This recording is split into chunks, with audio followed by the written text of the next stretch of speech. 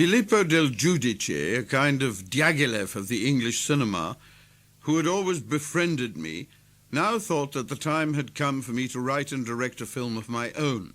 Since I was 24 years of age, it struck me that the time had indeed come. The Air Ministry, by now eager to have a film of their own about the discovery of radar, had approached Del Giudice, known as Del by friends and enemies alike, guaranteeing full cooperation for such a project. Del, in his turn, decided to confide in me and asked the spokesman of the Air Ministry, an ebullient gentleman by name Sir Robert Rennick, to apply for me to be attached to the Air Force pending demobilization. I was flattered and delighted and, as so often, foolishly free of qualms about the magnitude or the difficulty of the project. Sir Robert Rennick liked to do things by telephone and went his bustling way organizing the assistance which would be given me when I visited Malvern, the semi-secret government scientific research establishment. He telephoned me and said, more or less, "Now, look here, Ustinov, I've laid everything on. You are to be treated as a VIP and nothing will be held back. Feel free to ask what questions you will, and if there's any holding back, I want to know about it. I'm sending a staff car to fetch you at 0900 hours tomorrow morning, and Ustinov, since this is a somewhat formal visit, I should wear uniform." "But, sir," I pleaded urgently. "Call me Bob," he snapped, and hung up.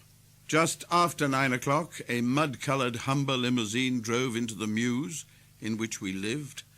I stood there carrying all my equipment on my back and holding a rifle. An RAF sergeant was at the wheel. He whistled for me to come towards him and cast a critical eye over my appearance. "Do you know where number 34 is, then?" he asked. Yes, I replied. "It's my house, over there. Since you are a little late, I thought I'd save time by waiting for you in the street. Privates can be cruel, too, given half a chance." We drove in utter silence. I'd been told to report to the officers' mess in Malvern, where I was greeted by an elderly squadron leader, the soul of kindness. "Hello, laddie," he cried in his sing-song voice. "And what can we do for you?" "Well, I believe there's a room booked here in my name, sir." "I'm afraid that's impossible, son," he said, with genuine regret. "This is the officers' mess, savvy? Anyway, full marks for trying." "I'm here on official business." Now look here, boyo." A sterner note could be heard under the banter. "There is a camp towards the Welsh border.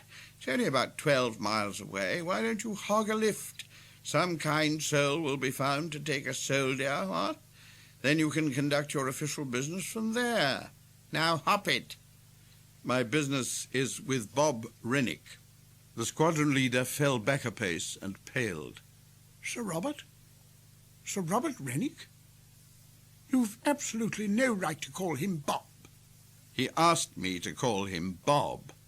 "That's no reason." "And what is more," I said, "I don't need to hog a lift. If I have any reason to go to the Welsh border, I have my staff car here." The squadron leader looked as though he were going to faint. Always a believer of striking while the iron's hot, I leaned out of the door and called, "Oh, Sergeant, driver, here a moment, please." The driver, in deepest sympathy with the squadron leader, told his side of the story. Together they scanned a reservation book. At first they couldn't find my name, but suddenly they looked up from the pages as though some new act of God had struck. Bob Rennick had done his work so thoroughly that I had been given a suite usually reserved for air marshals and over. My first duty was to go on a tour of inspection of the unit in the company of Air Chief Marshal Sir Charles Portal and Air Vice Marshal Sir Victor Tate, Director General of Signals. I was not introduced to the two high-ranking officers until the whole ghastly joke was over, and with true British timidity they couldn't bring themselves to ask the identity of the sad sack bobbing in their wake. Whenever they stopped to ask a question, I stopped also. After all, I couldn't very well overtake them. Thus I frequently found myself standing negligently before some colonel or group captain, staring at his buttons and glancing down at his shoes. I could hardly ask the kind of questions he would ask me under similar circumstances, and so I remained silent, trying not to make the silence seem insulting. Whenever some expert explained technicalities in answer to questions from the two air marshals, I leaned forward and nodded sagely, and whenever the air marshals glanced nervously back at me, I seemed to be digesting this knowledge while making rapid mental calculations. Eventually Bob Rennick joined us and thought the whole thing an enormous joke. Why didn't you tell me you were only a private?" he laughed, and characteristically gave me no time to reply.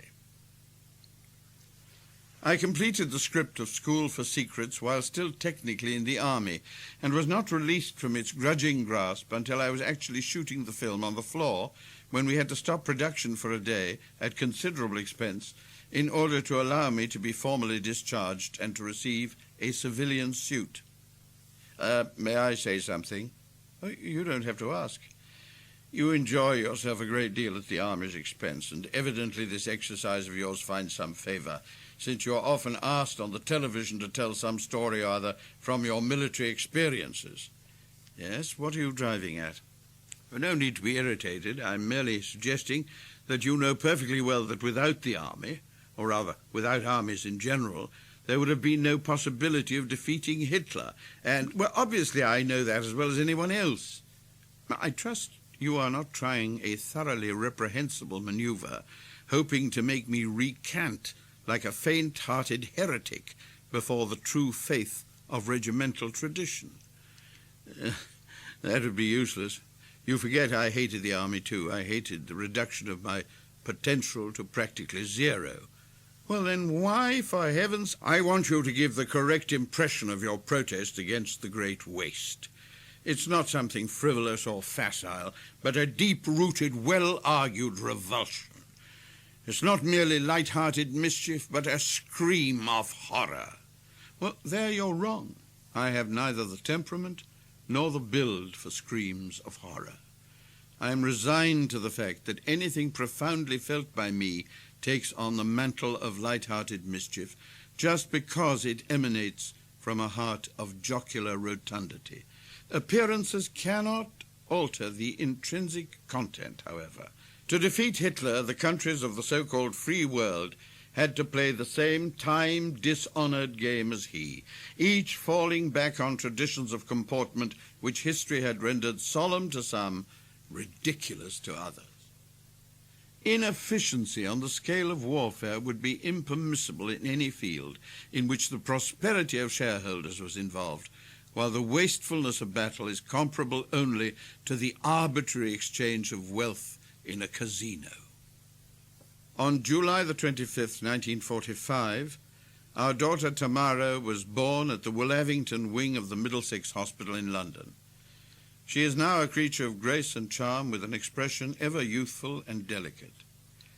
Then she was entirely bald, a physical feature she retained for an alarming length of time, and her face had about it as much of the secrecy and doggedness of a Soviet field marshal.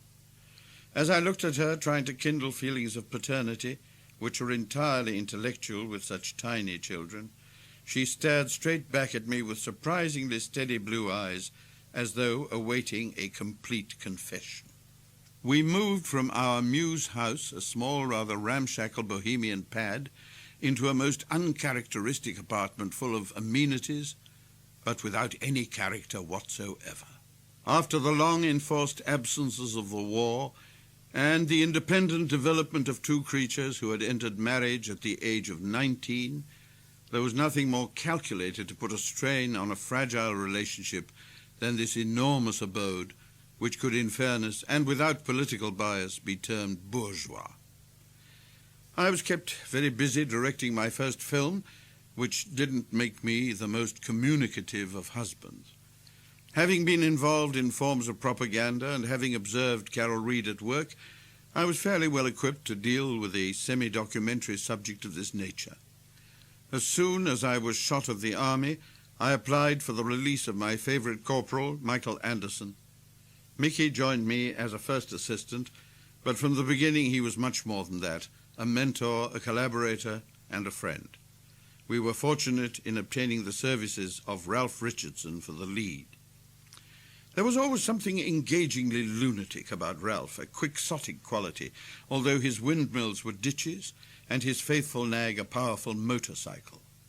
I hope I am not revealing any Hippocratic secrets by disclosing that his running love affair with machines had cost him several teeth, and that by 1945 there was a complicated system of bridge work lodged in that noble mouth, which was a tribute to the unrelenting march of dental science. On the third day of shooting, he appeared on the set in high good humor, bellowing his delight at being alive, but whistling like a kettle on certain sibilants, a sound which he evidently attributed to something other than himself, since he kept looking around him to find its origin.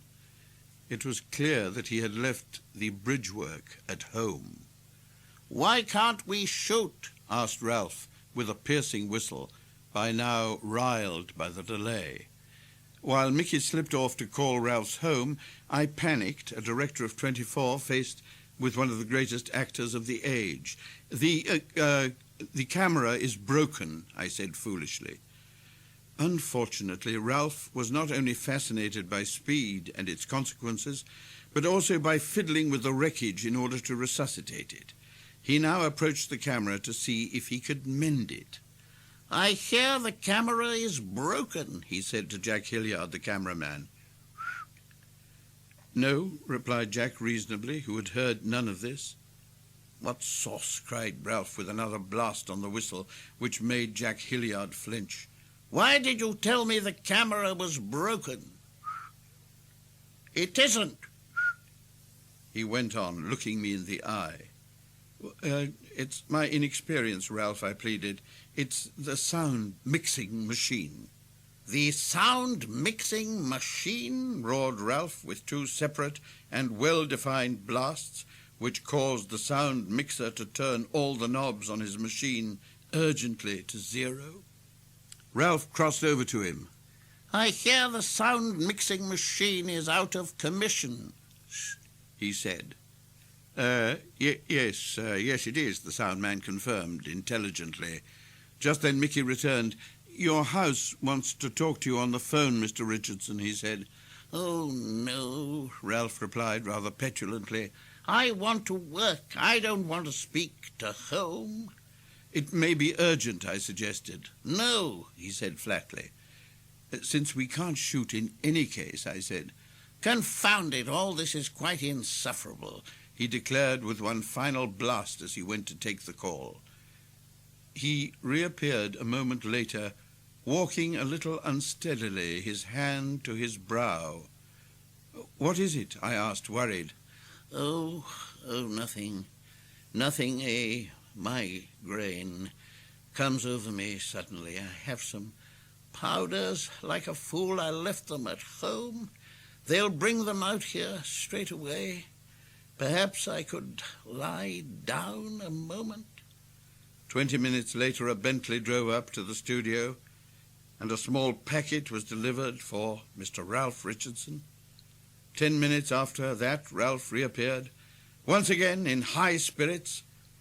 I feel much better now.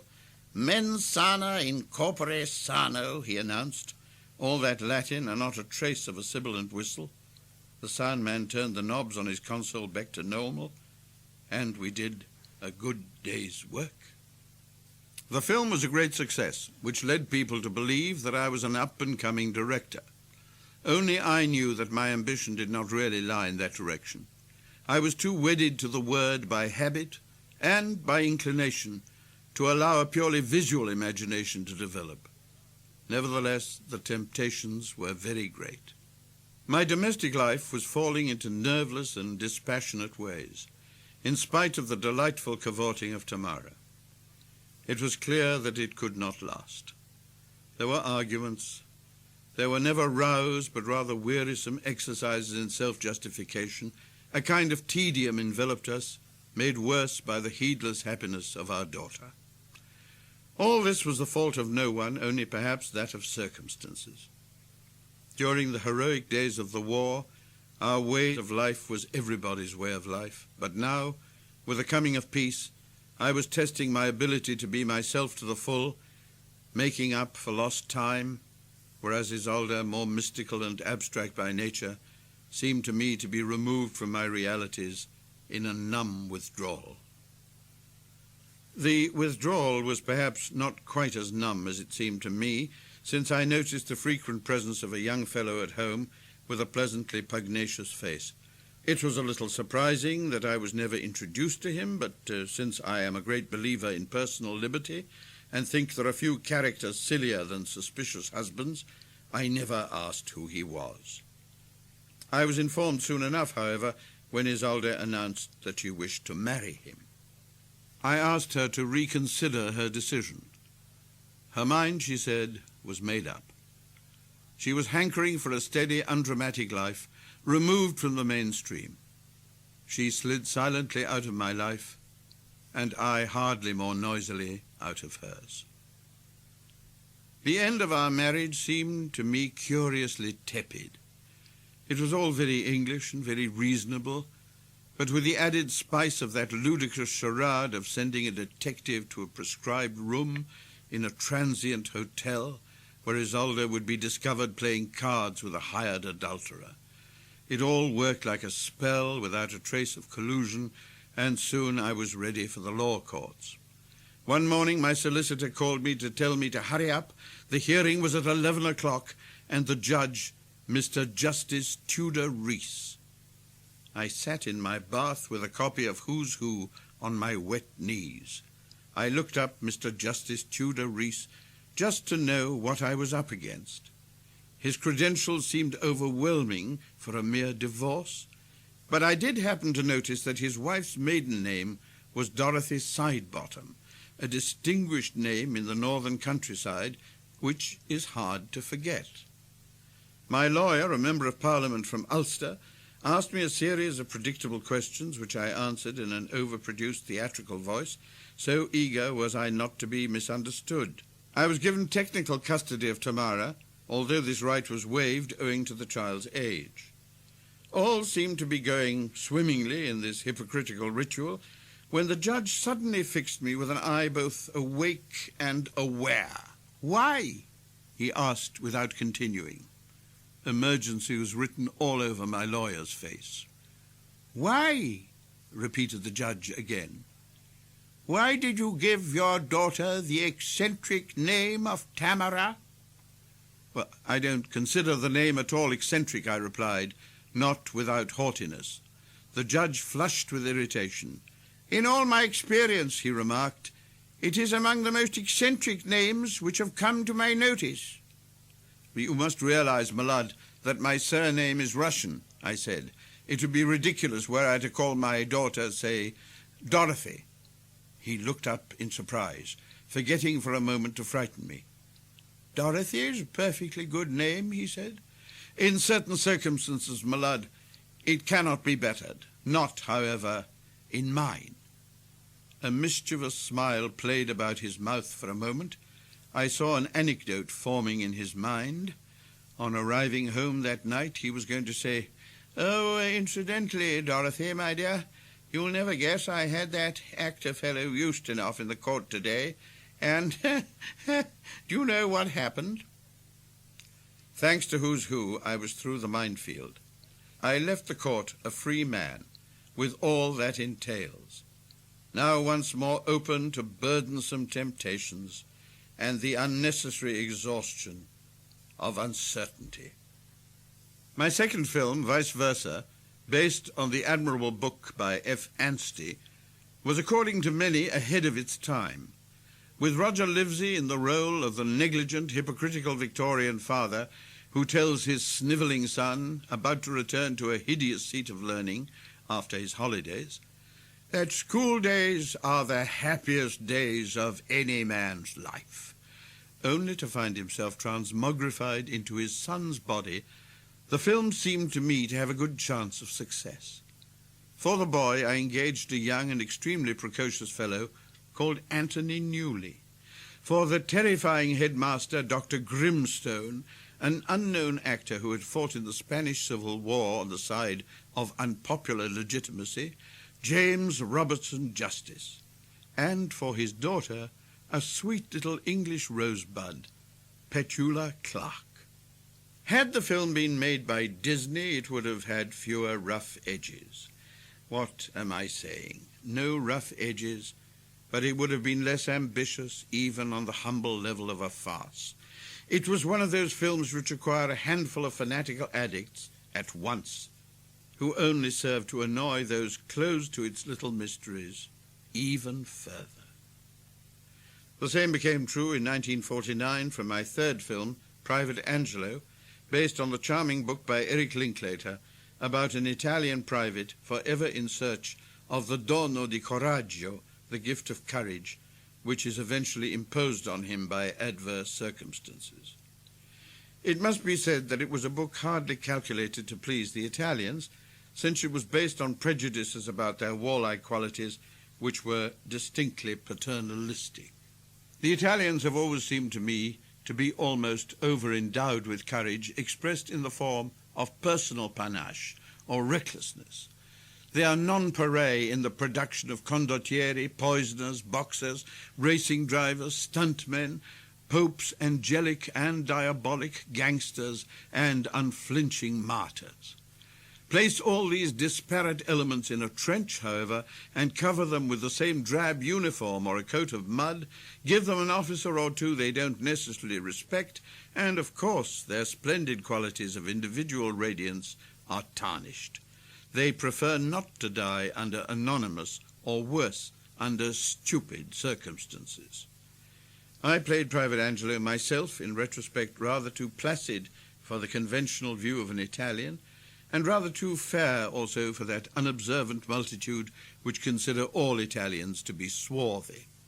Among the actors in the film were two of my particular favourites in that galaxy of distinguished performers England never ceases to turn out: Robin Bailey, one of the greatest comic technicians I've ever worked with, not as well known as he deserves, and Peter Jones, with whom I evolved a comic series for the BBC which preceded the Goon Show and was like chamber music to the orchestral follies which were to follow.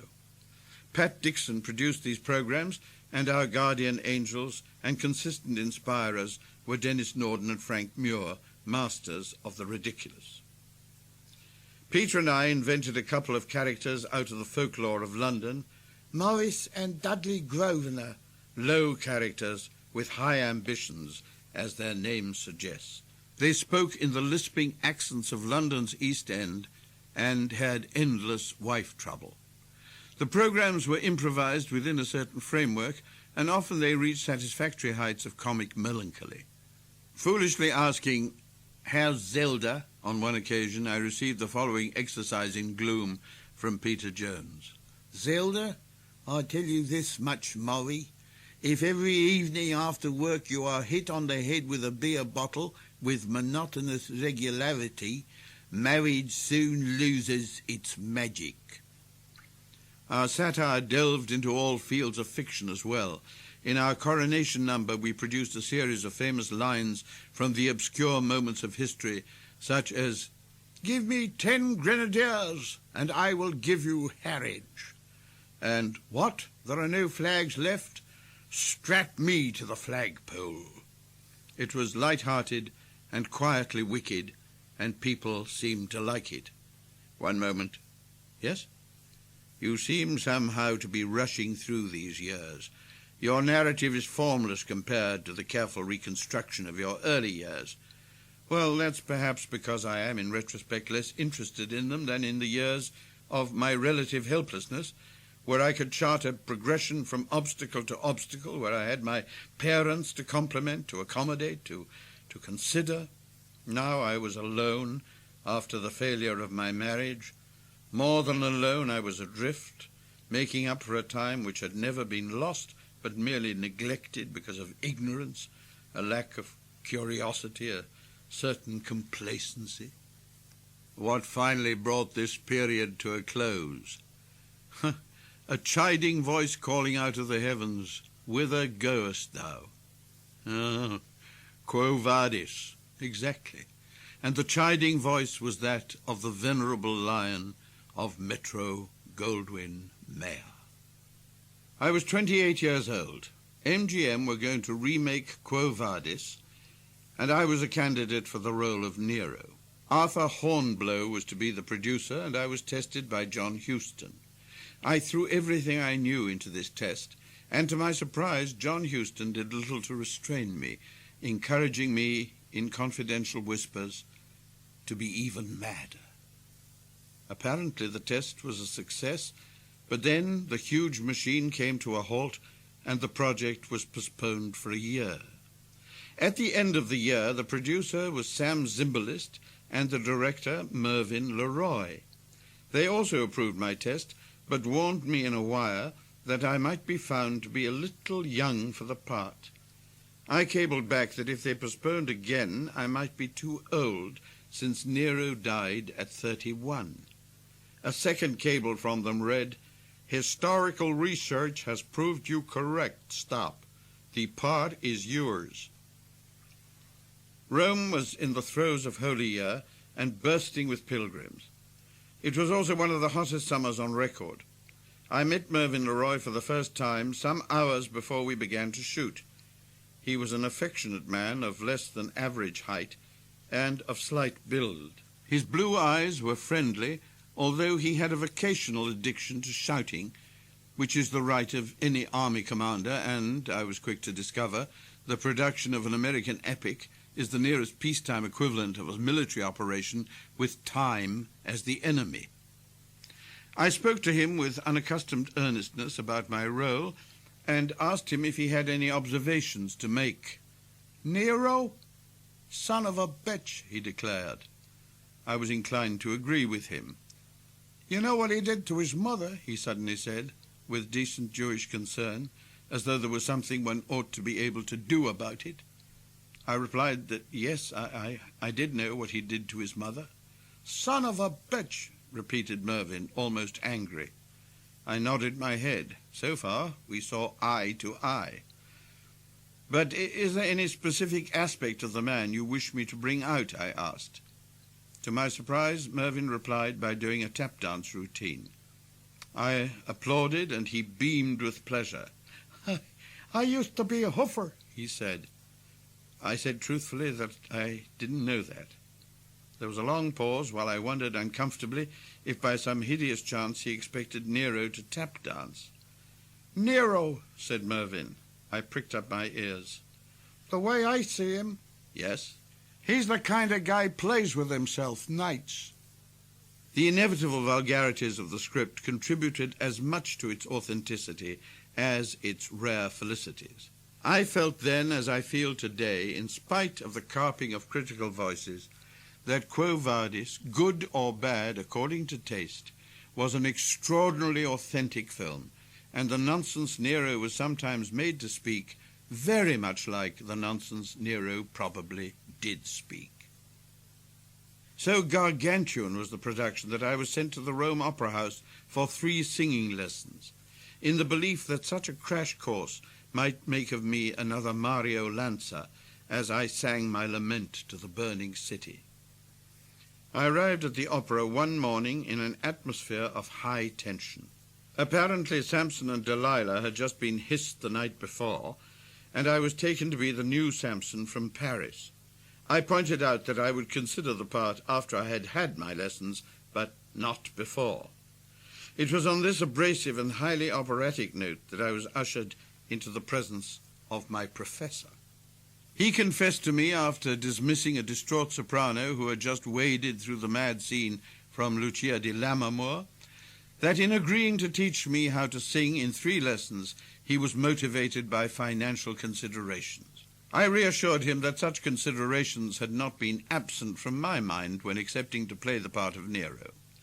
We drank a toast to MGM only with our eyes, and he confessed that his task was hopeless. He sat down disconsolately at the piano and delivered to me the pith of his first year's course in a single lesson. "Always, as I tell Tito Gobbi, always breathe with the forehead," he declared. I wrinkled my brow as though it contained a small pulse. He was enchanted. Never, he informed me, had any pupil been quicker on the uptake. At the start of the second lesson, he asked me what I remembered of the first lesson. "Breathe with the," he asked. "Forehead," I replied. "Bravo!" he cried. "What a memory! Really fantastic!" Now followed the second lesson, containing all I would learn in the second year in concentrated form. "As I tell to Tito Gobi, think with the diaphragm," he said. I adopted a distinctly constipated look, which seemed to me the faithful outward proof that my diaphragm was wrapped in thought. I set the pulse going in my forehead at the same time. "My God, it's a fantastic. One at a time, yes, perhaps, but both together, so soon." Before the third and final lesson, he decided on the usual refresher. "Da capo," he said. "Breathe with the forehead. Bravo. Think with the diaphragm. Bravissimo." And here followed the third and most difficult lesson. "As I say to Tito Gobi always, in all circumstances, sing with the eye." I came away as enriched musically as the professor had been enriched financially, and whereas those who saw the film might not have guessed that I was thinking with my diaphragm, or indeed breathing with my forehead, I fear it was painfully obvious that I was singing with my eye. To add to the heat of the sun, braziers were burning all around us, shedding black ash on our togas, and the lights bored into us from above. A gallant lady harpist from the American Academy in Rome sat, drenched in perspiration, on a podium, waiting to accompany my hand movements on the lyre with her daintier sounds. Mervyn LeRoy was shouting orders and counter-orders from a crane, and thin green rivers began snaking their way down my face from my laurel wreath, which was made of inferior metal and emanated a horrible ferrous odor. A miniature of Rome caught fire to add to the inferno, and a back projection screen came alive with visual pyrotechnics behind us. At last we were ready to shoot. I recall the words of my crazed song, "O lambent flames, O force divine," and cleared what throat I could still sense. I returned to London brimful of new experiences, feeling that I had widened my horizons irrevocably. Refreshed by my absence and by my enforced abstinence, I began to develop an idea in which the four powers were compelled to administer the palace of the Sleeping Beauty by means of a commission. Out of this grew a play called The Love of Four Colonels, which was constructed almost musically in a theme, variations, and a final fugue. It was performed in New York by Rex Harrison and Lily Palmer, directed by Rex Harrison in sets by Rolf Gerard. Although it did not last nearly as long as it did in London, it won the Critics' Award for the Best Foreign Play of 1953. Meanwhile, Quo Vadis appeared, and I was nominated for an Oscar as Best Supporting Actor. The wind was in my sails. I moved from Chelsea Embankment to a house in King's Road, which had an enormous studio in lieu of a garden. My mother, who had done the costumes for Viceversa and Private Angelo, often stayed with me while my father still occupied his bachelor apartment round the corner.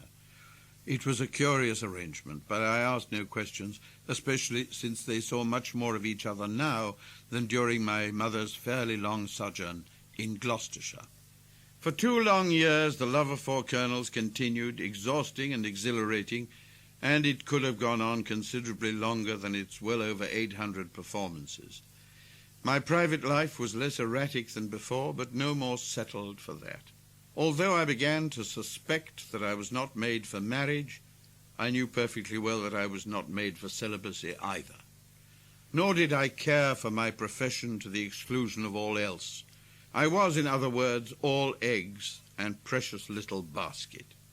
And curiously enough, when all is well, these anomalies are far more apparent than when adversity strikes. You look around you at the growing edifice of your life and admit to yourself that it is beautiful, but beautiful to what purpose? What and who is it for?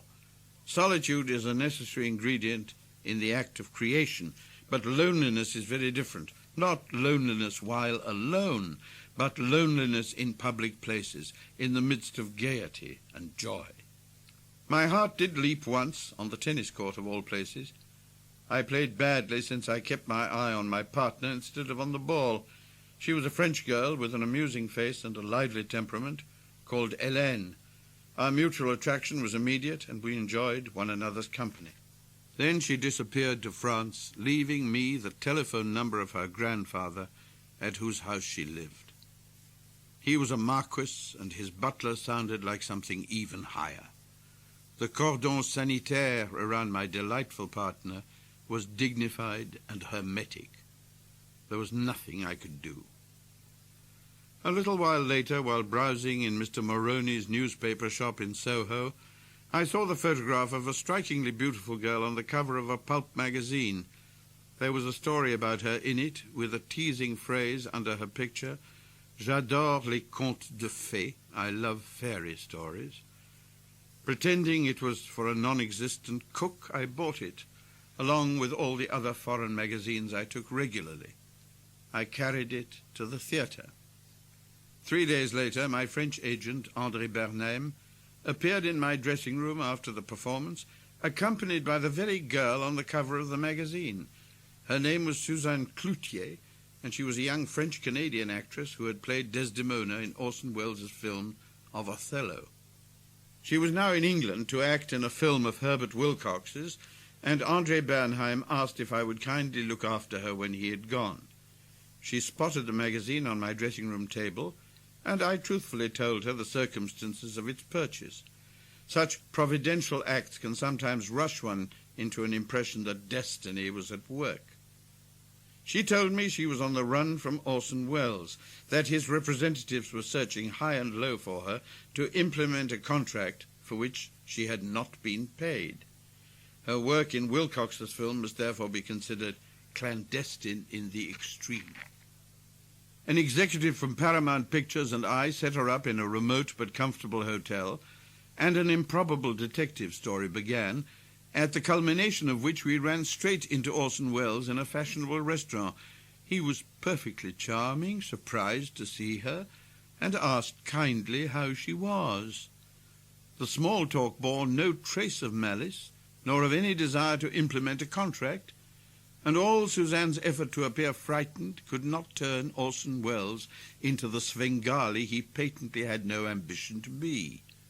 A little later she told me that her mother was a German Jewess called Brown, and that her father was descended from an Indian chief with a name I cannot recall today, but that apart from that she was Canadian and defiantly French, and as such had been denied the privilege of learning her own language, which she spoke perfectly, by the villainous Anglo-Canadian authorities.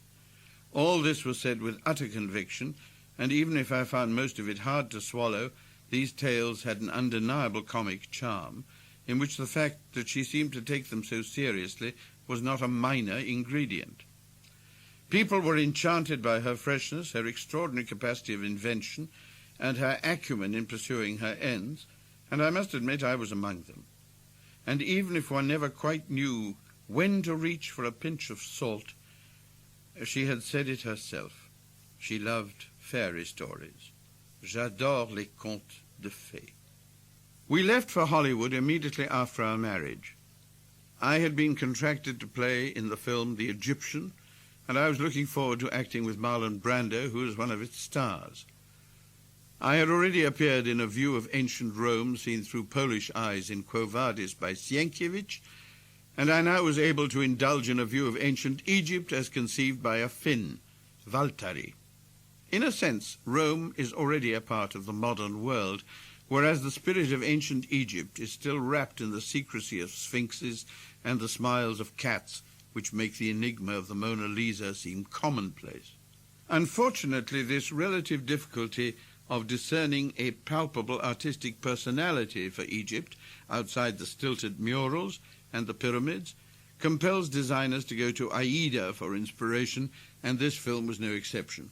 The sheer size of the decor dwarfed everything that stood before it, men, ideas, intelligence itself. The only element in this elaborate cocktail, half as mysterious as ancient Egypt, was the director, Michael Curtiz, a tall, upright Hungarian who had come to Hollywood so long ago that he gazed over the palm trees and stucco constellations of its civilization with the eye of a blind, all-seeing prophet of its faith. He had never learned American, let alone English, and he had forgotten his Hungarian, which left him in a limbo of his own, both entertaining and wild. Of course, by now Marlon Brando was no longer part of the cast. He had taken one look at the final script and had become victim of a rare illness from which he made a miraculous recovery once shooting had begun on his replacement.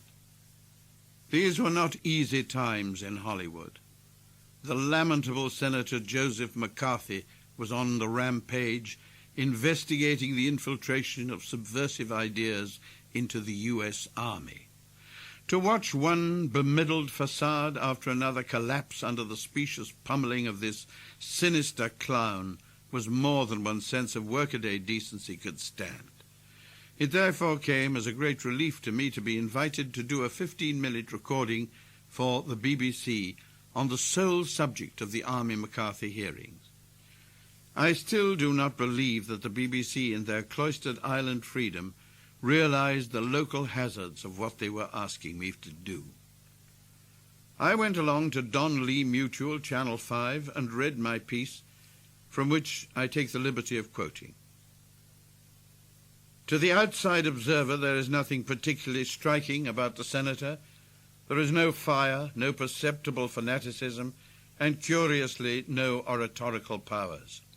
Words come more easily to him than sentences, which is normal, but even words fall grudgingly from his lips, his eyes meanwhile having all the dispassionate intensity of a lion who is having his own private troubles gnawing a juiceless knuckle. His voice is plaintive by nature and trembles obediently when a particularly emotional tone is ordered by the brain.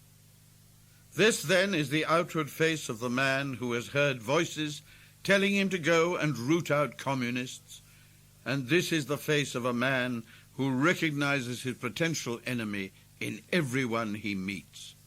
No one who has enjoyed an argument, no one who has entertained a challenging doubt, no one who relishes an unfettered view of history and of the current scene could possibly be a communist. But anti-communism is no creed. Democracy is no creed. It is a vehicle for the enjoyment of freedom, for the ventilation of thought, for the exercise of mutual respect, even in opposition. This is the heritage which has given debate its laws. This is the heritage which is traditionally so near the heart of this immense republic and for which so many of her sons have died. When anti-communism attempts to become a creed, it fights with the arms of its enemy, and like its enemy, it breeds injustice, fear, corruption. It casts away the true platform of democracy, destroys the sense of moral superiority without which no ethical struggle is ever won. This majestic land, these United States, know by instinct. In fact, they have often taught us from more venerable parts that democracy can never be a prison. It is a room with the windows open. When I raised my eyes off my paper, I saw that whereas there had been one bored technician at the outset, the control room now looked like a tank full of trout in a restaurant, full of surprised and hypnotized faces glued to the glass. All that was missing were the bubbles. As I left, there was a chorus of questions. Hey, did you really mean that? Do you work for a group? Wow, when's this going out? Are they willing to accept this kind of thing in England? There must have been one of them who was eager for a fast buck, because a report appeared in one of the less responsible gossip columns, adding all manner of red frills to what I had said, presumably in the interests of freedom of the press. The studio was extremely worried and asked me to lie low and avoid questions, which was an indication of the wretched atmosphere at the time. They even asked me not to come down to lunch while Hedda Hopper was there. Since time has not been generous with her memory, I'd better remind some of the younger listeners, and even, thank heaven, some of the older ones, that Hedda Hopper, in her time a useful starlet, became in her dotage a feared columnist, whose virtue was that she said what she thought, and whose vice was that what she thought didn't amount to much. As it turned out, the request for me not to confront her was occasioned not only by my utterances, but by a conviction she held that he was so great in quo vadis that he has to be a fag, and you know what I feel about fags. Needless to say, I had my meal in the restaurant as usual.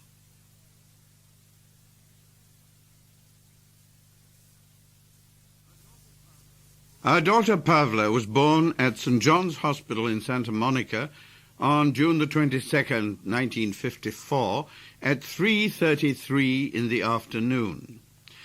When I had finished the film, we decided, in spite of the presence of a newborn child, to return to England slowly by way of Mexico, Cuba, Haiti, and Jamaica.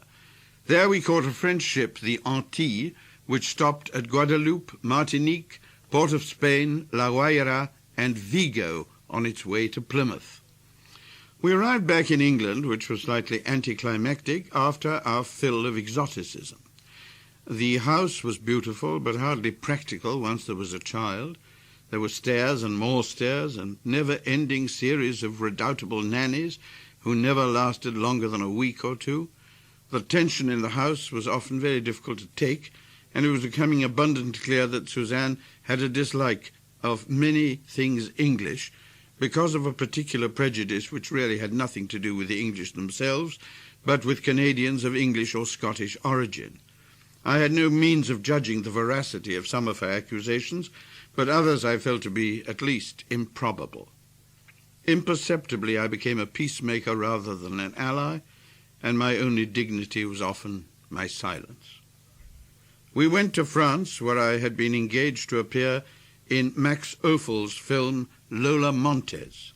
We left in my car, taking a nanny wearing uniform, which included a grey velvet collar, the dirtiest article of clothing I'd ever seen except on a recluse. Reluctantly, I carried Nanny's largest suitcase to the car and noticed that its centre of gravity kept shifting as I walked. I placed it on the pavement and asked her what was inside it. She blushed and refused to say. I reminded her that we'd have to go through customs, and she might be forced to open it there. She began to vacillate and eventually allowed me to open it. It contained a collection of glass milk bottles, inadequately washed out, which now contained London tap water rendered opaque by the remnants of milk. "Well, I heard up in Edinburgh that the French water is undrinkable," she pleaded. It was quite clear that yet another nanny had outstayed her welcome. The film of Lola Montes was destined to become a classic. There were precious few signs of this destiny during its making. Max Ophuls was a rara avis, all right, a German giggler who lived in his own particular stratosphere of subtlety and who protected himself against the intrusion of Philistines into his private world by a grotesque and wonderful perversity. The new letterbox format of CinemaScope was imposed on him for commercial reasons by the producers, but he whispered to me with the glee of a court jester that he had found a way of cheating them and reverting to the beloved intimacy of the old small screen. How, I asked, thinking he must have found some contractual loophole. He held his hands up far apart and brought them slowly closer to one another. "2 pieces of black velvet," he whispered, and roared with uncontrollable laughter at the simplicity of his act of sabotage. I did one other film at that time, which was shot in Sicily, and its only remarkable feature was that the producers ran out of money after 3 days, a record even for Italy. But by then I had already completed Romanoff and Juliet, a 3-act play absolutely neoclassical in form. The theme was a variation on the tragic love of Romeo and Juliet, with Romeo as son of the Soviet ambassador and Juliet the daughter of the American ambassador. The intractable families, the Capulets and the Montagues, were replaced by the governments of the USA and the USSR, and the scene was a small neutral country cringing in the centre of the political arena, its economy largely dependent on printing stamps with deliberate anomalies. On its way to London, the night of our opening in the suburb of Golders Green, our son Igor was born. It was April the 30th, 1956. I acted my part euphorically that night, and my father, by all reports, wept tears of quiet joy. Romanoff and Juliet opened at the Piccadilly Theatre in London and was an immediate success. Even Harold Hobson devoted an unaccustomed amount of space to it, unaccustomed, that is, by his standards when they were applied to me. In fairness to those standards, I must admit that there was more emphasis on the success of the evening than on any traces of quality which might have been thinly scattered over it. In order to undermine my confidence, he told me that Gary Cooper would have been ideal casting for the part I was playing.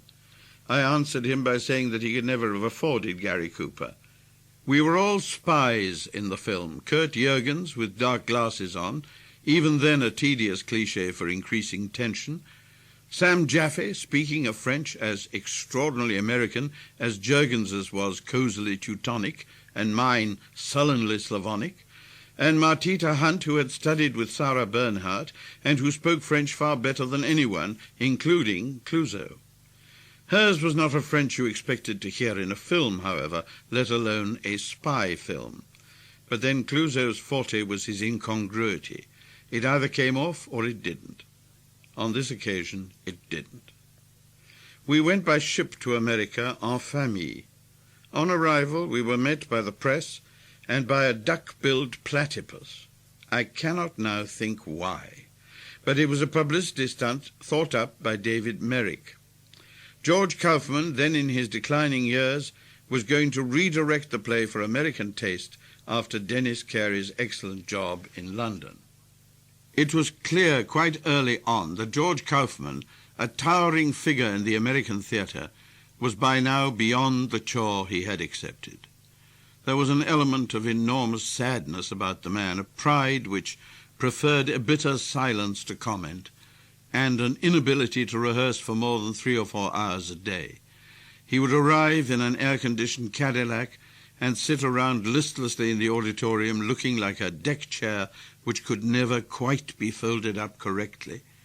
His contributions were minimal because even at the best of times our styles were very different, he being an inspired inventor of comic lines which were comic in their own right, whereas what I wrote could only generate laughter if said by a particular person in a particular situation.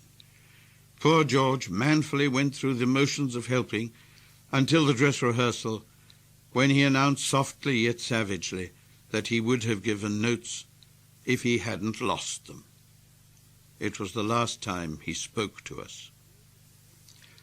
We opened to vaguely favourable notices, but like practically everything else on Broadway, it was touch and go until a veritable bombardment of the airwaves, engineered by David Merrick and carried out by me on every kind of television programme, had put the show over as though it had been a new and mildly controversial European car. We ran for a season, and then, after the holidays, we resumed on the road. The year of Romanoff and Juliet ended, and we went straight to Hollywood, where I was to act in an epic by name Spartacus. Spartacus went on for so long that our third child, a daughter, Andrea, who was born during the filming, was able to answer the questions of an inquisitive playmate before I had finished. "What does your daddy do for a living?" asked the playmate. "Spartacus," answered Andrea. Spartacus was a film with an extraordinarily rich mixture, and as full of intrigue as a Balkan government in the good old days. Kirk Douglas was the producer of this epic, as well as the incarnator of Spartacus, the leader of a slave uprising in ancient Rome.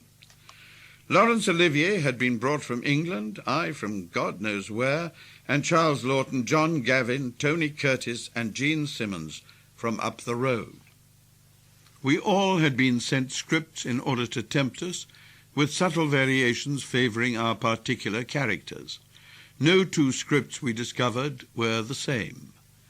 Since Larry Olivier had arrived a week prior to the majority, he had already inspired a yet newer version of the script in which his role had somewhat grown in importance. He had played sufficient Shakespearean villains superbly well to have a great confidence in his own powers of persuasion, and it was always amusing to watch him at work in the wings, in the process of getting his own way. When discovered, he would give you a mischievous wink, and what had begun as an artifice ended as a performance, simply because he was being watched. Lawton was a very different sort of person, almost aggressively vulnerable, and sometimes petulant. In this company, he seemed to sit around waiting to have his feelings hurt, and there was no great love lost between him and Larry, the result of an animosity much older than my career, of which I understood nothing, and about which I was singularly uninquisitive. One of my first scenes with Larry Olivier consisted in my rushing up to his horse as it cavorted among a huge mass of prisoners of war, grabbing its bridle and gazing up at its immaculate rider. "If I identify Spartacus for you, divinity, will you give me the women and the children?" I said, in the character of the sleazy slave dealer. There followed the most enormous pause, while Larry let his eyes disappear upwards under his half-open lids, licked his lips, pushed at his cheeks from within with his tongue, let his head drop with a kind of comic irony at the quirks of destiny, hardened once again into the mould of mortal divinity, looked away into the unknown as his profile softened from brutal nobility into subtlety. "Spartacus!" he suddenly cried, as though slashing the sky with a razor, and then hissed, "You have found him?" I was so absolutely staggered at the extent of the pause that I expressed precisely the surprise I felt. Now I gazed over the prisoners with a closed expression, giving nothing away. Then I let a furtive smile play on my lips for a moment at some private thought, chasing it away, and seeming about to say something, but changed my mind. I ran the gamut of impertinence, of servility, and of insincerity, as he had of vanity, power, and menace. At long last, when he least expected it, I let a practically inaudible "yes" slip from my mouth. "Dear boy," said Larry in a businesslike voice, which ill-concealed a dawning annoyance, "do you think you could come in a little quicker with your yes?" "No," I said politely. We both looked at each other straight in the eye and smiled at the same moment. When I won the Oscar for the best supporting performance in Spartacus, Larry sent me a cable thanking me for having supported him so well. It was a joke, of course. Our English accountant thought we were gone for a year, and I must say so did I at first, but Suzanne had other ideas. The recurring theme was Switzerland, and whereas I did not much care for the stigma attached by the press to the so-called tax refugees, I was sufficiently irritated by the greed of the British tax authorities when it came to those engaged in the liberal professions not to turn an absolutely hostile ear to the idea of immigration. I felt that, if successful, we were treated as little factories, and I thought then, as I think now, that the attitude was disastrously short-sighted and damaging. Since I spent less and less time in Britain anyway, it began to be a form of masochism to expose myself to the endless and ruinous inconvenience of acting as custodian for monies which would be confiscated apart from the tip. Naturally, attention was focused on Noel Coward and Richard Burton, brain-drain pioneers, today accorded the same grudging admiration as conscientious objectors.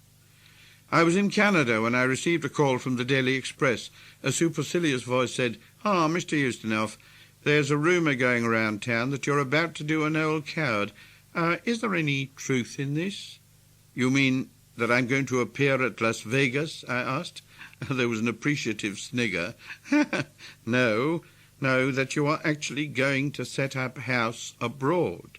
"Oh," I cried, as though my dull head had seen daylight for the first time. "You don't mean doing a Noel Coward, you mean doing a Beaverbrook." His tone was hardened at the mention of his boss. "What exactly are you suggesting?" he inquired. "Well, there's a rumour going round here in Canada that he's left to go to England. Is there any truth in that?" There was a pause. "Fair enough," he said, and hung up. We began our exile in a rented chalet in Villars-sur-Olon, which was rather too high for my comfort. Instead of working, I spent most of my time falling down on the ice, hip-deep in snow, and distinctly drowsy. It was wonderful that the children took to skiing, and it was a compensation that I was able to offer them amenities and outdoor pleasures which I had never had, but I felt uncomfortable at this altitude. Eventually we took a permanent suite in a hotel in Montreux, living an appalling existence like exiled royalty, patiently awaiting assassination out of fatalism and force of habit. The lake created its own kind of mildewed background to the wrought iron of the balconies and the screeching of the ravens that landed like wet face flannels on the grass. It was a place of empty bandstands and old ladies in groups, and marmalade with people's names on it, shops selling cuckoo clocks and lace, and above all, surprisingly, Vladimir Nabokov, living like us and drawing strength and inspiration from the surrounding deadness. Into this stifling atmosphere, Suzanne now introduced our parents, hers and mine, in a great festival of reconciliation. This was no more successful than the many lakeside disarmament conferences had been in the past. Klopp could not understand a word Suzanne's father said, whereas Nadia and Suzanne's mother just smiled at one another in permanent anticipation that something might happen to break the ice. Her father was a garrulous old gentleman, gesturing away, a twinkle in his eye, with no trace of the Indian ancestry which had been attributed to him. Her mother, on the other hand, had a long-suffering look, not entirely without justification, and a vocational smile which faithfully reflected the goodness of her heart. Far from being a refugee from the Nazis, as I had been told, she came from pious stock, many of her relatives being nuns or priests, and the rest regretting not having been. Out of desperation, I bought a plot of land in a place called Les Diablerets. It's so rare to have a village named after the devil, or rather minor devils, that it was probably a revolt against the pervasive holiness of my surroundings which engendered this purchase. Here we began the construction of a chalet, since, unlike Nabokov, I found the faded fragrances of Montreux stultifying, especially when the mournful halls of the hotel echoed to the shouts of healthy and frustrated children. Like all good French Canadians, Suzanne was drawn like a moth to the city of lights, and we acquired a furnished flat in Paris, which we used intermittently. De Gaulle's "Vive Québec libre" was already in the offing, and a great many Frenchmen, fighting a rearguard action on behalf of francophonie, the French language, before the incursion of the language of Anglo-Saxons, whatever they may be, were ready to be excited by tales of battles fought by the linguistic underground on the heights of Abraham. Secretaries now came and went with the same dizzy rapidity that nannies had come and gone before. Once returning from a brief journey, I found the secretary had been replaced, which was no great surprise in itself, except that the new girl, a colossus of over 6 foot, could neither type nor take shorthand. Running into a journalist friend in the street, I discovered rather late what Le Tout Paris evidently knew already, that my new secretary was a French-Canadian activist who had been apprehended while trying to blow up the Statue of Liberty. It would, of course, be unreasonable to expect such a person to be able to type. I put my foot down on this occasion, since I didn't think that anyone with an idea as monstrously silly as blowing up a statue would be capable of understanding any thought expressed more quietly. Overnight I became a reactionary and a capitalist hyena, I must say with some relief. It was quite a relief to be called away again, this time to Australia, by Fred Zinnemann. It was, alas, always quite a relief to be called away by just anyone, which the children resented, but of course I only found this out later. I fondly imagined that by removing myself I was removing the cause of discord, but this proved to be untrue. I merely buried my head in distant sand instead of being content with a pile on my front porch. Australia was about as far as one could go from the frictions of family life, and the intense rural existence to which we were subjected in the film The Sundowners had something about it reminiscent of a stint with the Foreign Legion. After a long absence, I was preparing my return to the theatre with a play, Photo Finish, which was subtitled An Adventure in Biography. I wrote it quickly, as I often do, but after much mature consideration and considerable daydreaming. It is a play about forgiveness, about understanding, and finally about courage. And if the portrait of the woman is unflattering, it was perhaps a small symptom of my own personal sadness at the time. In London, the play was a considerable success at the Savile Theatre. In New York, we fell foul of a newspaper strike. For once that I had a rave review in the New York Times, it had to be passed from hand to hand, like a samizdat in Moscow. It was during my work on Photo Finish that I was asked by Sir George Sholty to direct my first opera, or rather operas, since he and Sir David Webster envisioned a most curious triple bill consisting of Puccini's Gianni Schicchi, Ravel's L'Heure Espagnole, and Schoenberg's Erwartung. We had 5 weeks to do them in, each with a different designer, and each with different singers. Since I couldn't work on matinee days, this cut our rehearsal period down even further.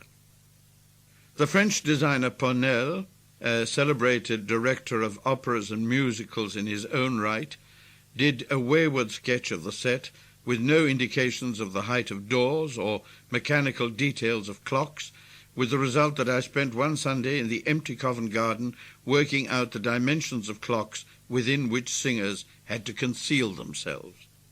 I sat there with a ruler, a pencil, and a thermos of café au lait, reflecting on the unpredictability of life. Ponel, meanwhile, had a dress rehearsal of Kiss Me Kate at Dusseldorf. If that isn't show business, at least that's opera. Erwartung, whatever its musical qualities, is a piece of bilious inanity, conceived in a Vienna sickening for World War I, in which a woman searches for a real or imagined lover in a forest and finds a real or imagined corpse in the course of 19 minutes of fretful music. Amy Schuard had a voice of extraordinary magnitude, but she was happier singing than acting, so that Herr Schneider-Siemsen and I conceived a set which moved more than she did, a process which included projections by means of slides. Schneider-Siemsen hand-painted the slides, but neglected to use unbreakable glass, with the result that they all cracked when inserted into the Lanterna Magica.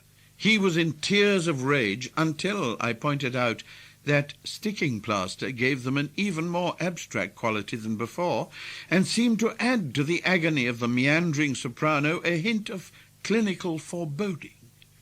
He was well satisfied and even enthusiastic about my defence of sticking plaster as a new texture in theatrical design, as were the press, who found that works such as Erwartung were exactly what Covent Garden should be doing. My next operatic venture, some 5 years later, was once again thanks to Sir George Sholty, under the aegis of Professor Rolf Liebermann in Hamburg. The work was The Magic Flute. To my mind, Mozart, the divine Mozart, remains to be rediscovered and perhaps needs to be rediscovered by each succeeding generation. It is typical that there should be a prejudice against Schikaneder and a belief that in some way he was unworthy of Mozart, and that therefore, whereas the music is sacrosanct, the text is not. My view is entirely opposed to this heresy. Admittedly, Schikaneder was a journeyman dramatist, a gag man, a play doctor, an improviser, but if he was good enough for Mozart, he's certainly good enough for me, more especially since The Magic Flute is a kind of pantomime, with something of a popular farce and something of The Tempest, its grave moments sublimely elevated by Mozart onto a celestial plane, its reassuring moments of contact with a vulgar funny bone entrusted to Schickenader. The moral of the tale is disarming in its simplicity, Masonic or just human. On another level, it is not without dramatic sophistication, which the later demands of 19th century taste have eliminated, as is so often the case. When the rose bushes part, revealing the queen of the night in all her evil glitter, Monostatos scampers to the footlights and says dramatically, "That is the queen of the night." Well, he doesn't, as I was at pains to point out to some learned musicologists who accused me of tampering with the original. Monostatos scampers to the footlight and says, "That, if I am not mistaken, is the queen of the night."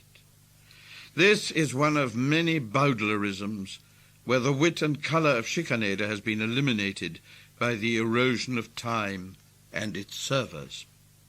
The sets of Jean-Denis Malclès were fresh and lovely, and I regard the production as a success.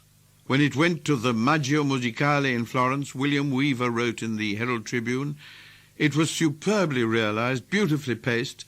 When it was new, some time ago, this Peter Ustinov staging of the Magic Flute came in for some criticism. It is hard now to see why. It is surely respectful to the text and faithful to the music, and yet inventive." This brings me to an artistic confession. I'm used to criticism in that I expect it, and by now I feel I'm almost sure enough of my taste to be able to make light of it, even if it rankles. No performer can please consistently. There are times when he must swim against the tide in order to progress, in order to grow. That is normal. So that it is not attacks on my work or even on my person which I find perplexing, so much as praise poured on the works of others which I dislike, or which I consider unworthy of serious consideration. Perhaps it is an illusion typical of one who has worked for a certain length of time in a chosen profession, but I began to feel that standards were no longer as high, that critics were no longer austere customs officers who asked you what you had to declare and judged you by your appearance, but rather young officers who leapt onto the parapet, encouraging the playwright to charge in the direction of this or that faction or trend. The very word trendy never existed when I was young. Oh, but I can't let you go on. You suddenly write as though you're 90, a toothless, gutless old dodderer. Well, that's what comes from trying to be sincere. Look at the facts. You merely changed gears, as it were. Things happened to force you to look deeper into yourself. You began to wonder whether you were really doing what you wished to do, what you were meant to do. It's very exciting when this happens in the middle of life instead of at the beginning. It happens most often at the beginning. Well, what happened, apart from the fact that my marriage was drifting inexorably onto the rocks? Well, your father died. Oh, I'd not forgotten. He who had sworn that he would not reach the age of 70 died on December the 1st, 1962, at 8 o'clock in the evening, 4 hours before his 70th birthday. He had been in a virtual coma for 3 days before the end, except for a sip of champagne now and then, and an extraordinary moment of lucidity when he looked you straight in the eye with a slightly puzzled expression and said in French, "Tiens, je te reconnais de mes rêves." Yes, I recognize you from my dreams. That must go high on the list of famous last words, and I was the only one to hear them. So vanished a man I never really knew, and whom I, like all sons everywhere, needed to know better.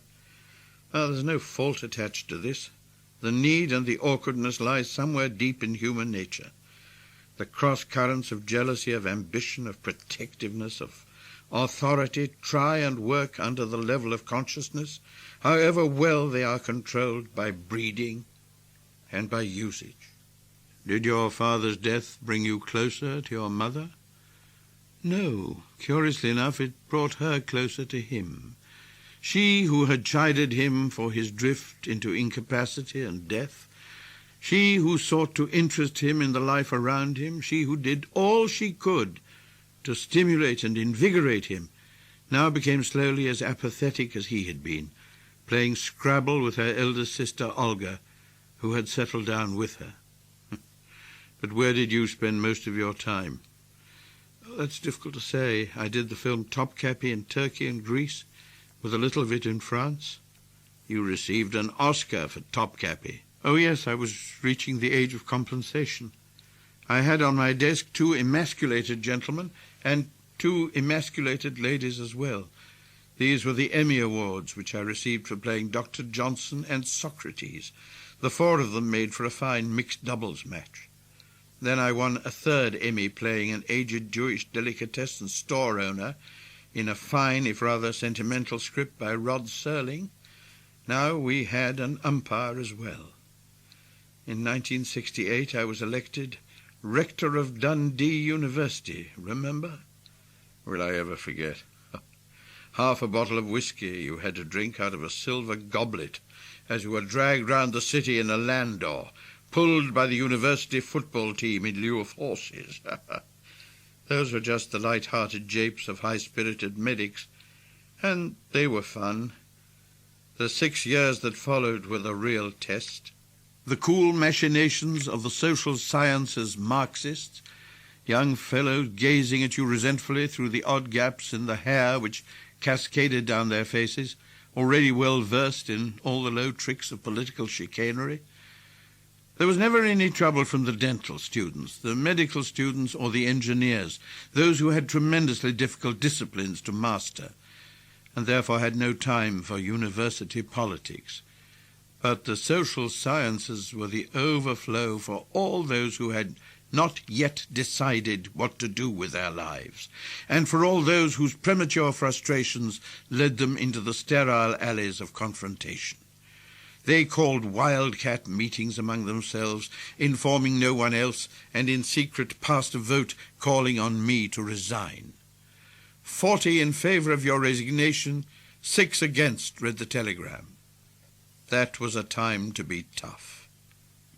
Oh, why did they wish you to resign? I can't remember. Oh, I refused to support them in an illegal strike which took the form of refusing to pay for their lodgings. What they wanted was a higher government grant for students. I wanted this too, but I didn't approve of this slipshod and silly way of going about it, in which the university had the last word if it wished to utter it. No tactical advance is worth it if it entails strategic retreat. No, that's not Clausewitz. That's me. I asked for a new vote of confidence by secret ballot, sending the forms to the entire student body of the university. There were by now 45 in favour of my resignation, but instead of 6 against, the figure had risen to almost 2,000. There were howls and bleats of unconstitutional behaviour on my part. I ignored them, wrote an article for a leading newspaper, and met the lads in a head-on collision on television. They protested to me in private at having gone to such lengths to defeat them. I informed them that what they wanted above all was publicity, and that, as a good rector, I had acceded to their request. Why this intensity when you take your plays and films, your failures and even your successes, for granted? You prefer to talk about that than about your plays? Oh, infinitely. It was a renewal. I did it for 6 years, twice elected for periods of 3 years each. They may have thought of it as a joke, but they did not realize that for me it was a vital moment in my life when I bent my mind to new problems, to real problems, compared to the mere career of plays or films. Well, I've always thought that the rector of Scottish universities was sinecures. Oh, so did everybody. But it so happened that at one and the same time all the rectors decided that it was time for this to stop, and that ombudsmen in the modern world were a very sound, a very good idea, even if this function had been conceived as long ago as the very beginning of the 15th century. The rectors began to meet and compare notes. to the extent that our activities created the same alarm as secret meetings between regimental mascots might occasion among colonels. The vice-chancellors always wanted to know what we were up to, and sooner or later they found out. And of all the memories I took away from there, which gave me a personal glow of satisfaction, the most disarming came from a distressed parent appealing for consideration for his wayward child. The envelope was addressed to the Lord Rector of Dundee University, and that is how I have seen myself ever since in moments of self-doubt. Your mother died in 1975. In February. Your father murmured in French in his coma. Your mother in Russian. Yes, the mysteries of the subconscious. She had never really liked things Russian. Having been born there of foreign heritage, she always hankered after Western ways and means of expression, and yet now, in her last hours, she spoke almost exclusively Russian. She sipped water, whereas Klopp had sipped champagne. There was no hint of sadness.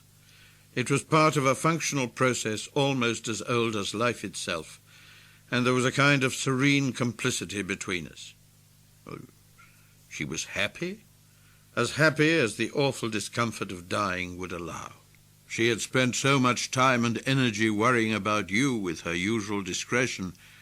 As usual, you only heard about it through other people.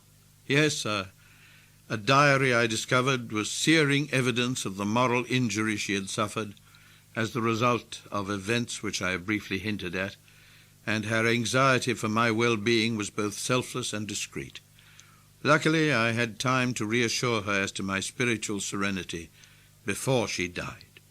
She knew about your extracurricular activities at the university and with UNICEF. Oh yes, she regarded them with a sort of quizzical interest, as though they might deflect me from more suitable work. When she understood that they were good for my soul, however, she wanted to know all about them. When did you first begin to devote a little time to UNICEF? I received a telegram back in the late 60s, asking me to act as Master of Ceremonies at a UNICEF concert in Paris. At that time, I knew about UNICEF, the United Nations International Children's Emergency Fund, and was merely tempted by the extraordinary quality of the participants, the like of which no commercial enterprise could possibly muster for a single performance. I accepted, and during the course of rehearsals met Leon Davico, a Yugoslav journalist from Politica in Belgrade, seconded to UNICEF. It was this forthright and winning man who first contaminated me with the happy virus of enthusiasm for this vital cause. Even if I hate galas, which seem to me an incongruous way of raising money, I did help to put together quite a few of these on behalf of UNICEF in Italy, France, Switzerland, Germany, Japan. On television, they brought in a handsome revenue, even if it was only a drop in the ocean of children's needs. But tell me honestly, did this sudden interest in the fate of children not coincide with some dramatic events in your private life? No, I'm grateful that my interest grew out of a dissatisfaction with a life of merely amusing, of merely diverting. It managed to predate the climax of my personal problems, except, of course, that these had been growing inexorably over almost 20 years. Yes, I'm glad you said that. Why? Because you can't put off talking about the end of your second marriage forever, like a visit to the dentist. Oh, you know perfectly well that my second marriage is the theme for another book, a book which will never be written, at least not by me.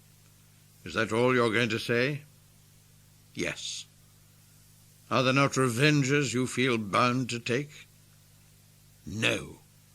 Well, that's that. Not quite. Whereas I have scruples about imposing my version of the truth on the living and even on the dead, I have absolutely no compunction whatever in talking about the divorce itself, because it drifts away from the private and dramatic into the field of light entertainment. I might have foreseen the disasters which follow once a group of Swiss lawyers suggested what is known as a divorce à l'amiable, which is merely a private contract between the parties so that the judge is relieved of the necessities of attributing blame. He has little else to do but register the existence of such an arrangement and after a while proclaim the divorce to be effective. It would seem, on the face of it, to be an ideal manner in which to allow two civilized people in discord to go their ways. I was to pay $500,000 for my freedom. I was given 3 years in which to accomplish this task, which I thought impossible at the then rate of 4.2 Swiss francs to the dollar. My lawyers pointed out to me that I owned a tract of land which would fetch nearly the requisite sum if sold to some derelict chief of state or some Arabian knight with an eye to the unsteady future. I would consequently scarcely feel the divorce at all. It had been generally conceded that I was to have custody of the children, so that I was not merely suing for my freedom, but for a continuation of a joyous and vital responsibility. I signed the agreement. The next event was a new Swiss law temporarily preventing the sale of any land to foreigners. In view of the size of the country and the extent of foreign investment, I can understand this law very well, but I hardly expected to become one of its first victims. I suddenly found myself burdened with my broad acres, which for a while threatened to be designated as a green zone or parkland, and my huge debt undiminished. To render the situation even more unpleasant, the dollar slipped from 4.20 to 2.40. My debt began to approach $1 million. I did a commercial for Californian wine and a line of cameras, which none other than Lord Olivier had already advertised in America, but had declined to show himself in the light of a salesman to his peers. So I merely followed meekly in the steps of the master, stifling my approval of his scruples. When I did the wine commercial, I was not to know that my employer was in contention with the trades union of field workers who were busy boycotting grapes and lettuce, a luxury which only a very rich country can afford, even though European viticulturalists had been busy recently dumping grapes on freeways in order to attract attention to their grievances.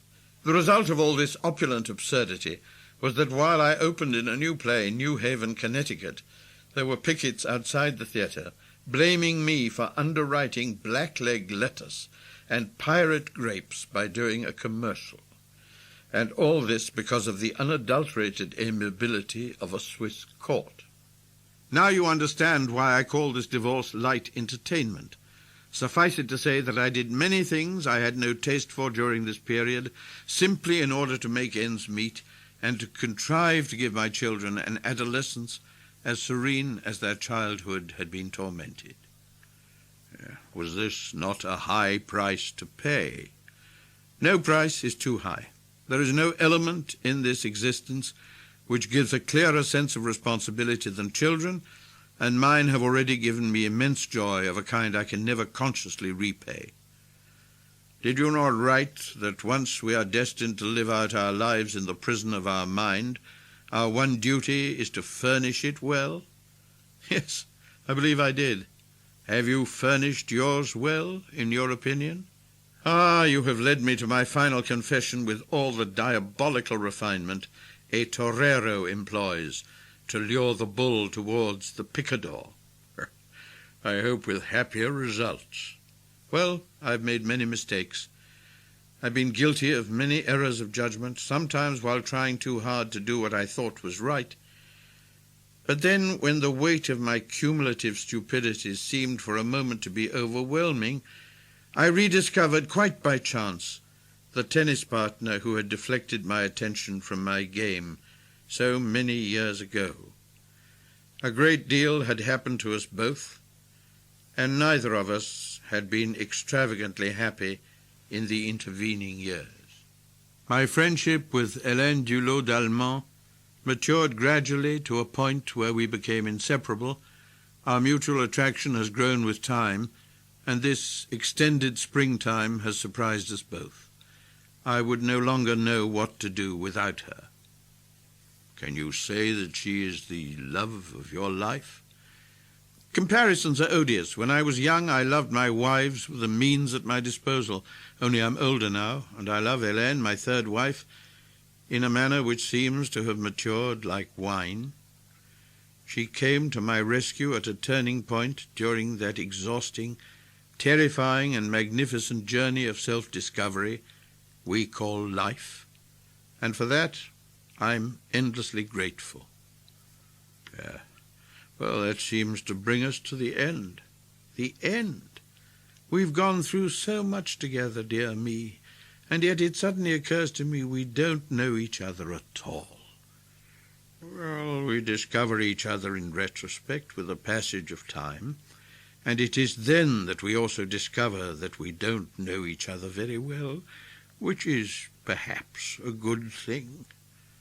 Perhaps, for the moment, all that interests me with a greedy, inquisitive fever is the future. I'll be there when you need me, in a few minutes' time, if necessary.